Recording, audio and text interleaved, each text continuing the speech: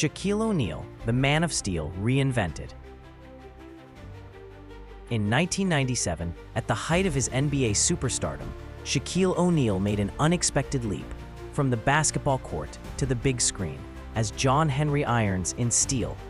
Though the film was short-lived and widely panned, its legacy is more complex than its reputation suggests. In a genre still finding its footing, O'Neal's portrayal of Steel remains a singular and intriguing chapter in superhero cinema. Steel marked Shaq's only appearance as the titular character. Directed by Kenneth Johnson, the film took inspiration from the DC Comics version of Steel, originally introduced as one of the successors to Superman after the hero's death in the comics. Shaq Irons was a weapons designer who turns vigilante after witnessing his technology fall into the wrong hands. Instead of being empowered by Kryptonian legacy, his drive was rooted in accountability and human decency.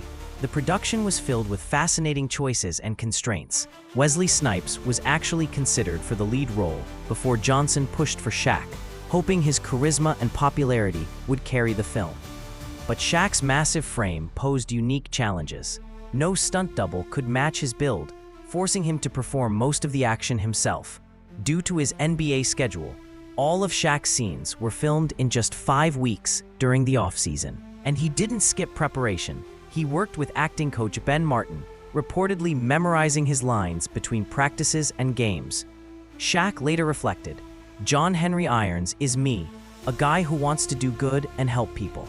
I would have liked to have those Iron Man-level effects, though."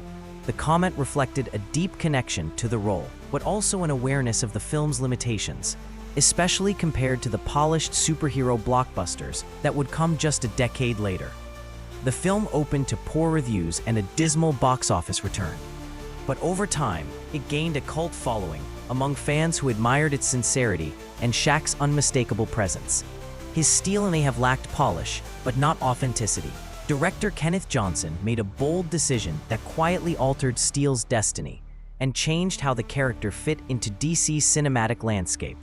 In comparison to later portrayals, like Wole Park's grittier, emotionally rich John Henry Irons on Superman and Lois, Shaq's Steel remains a standout, simpler in scope, but fueled by a sincere, unshakable optimism.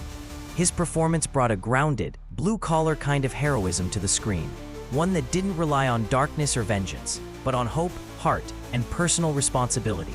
Though Spawn and Blade would follow close behind, and Black Panther would ultimately redefine the superhero landscape, Steel was among the first to show that a black superhero could lead a major film and stand tall doing it. So what was that pivotal decision?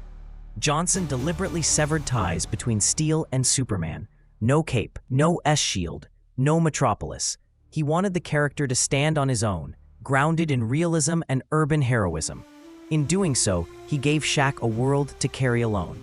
Shaquille O'Neal's Steel didn't redefine the genre, but it cracked the door open. He brought warmth, size, and sincerity to a role few expected, and in doing so, helped make room for what superhero cinema could one day become.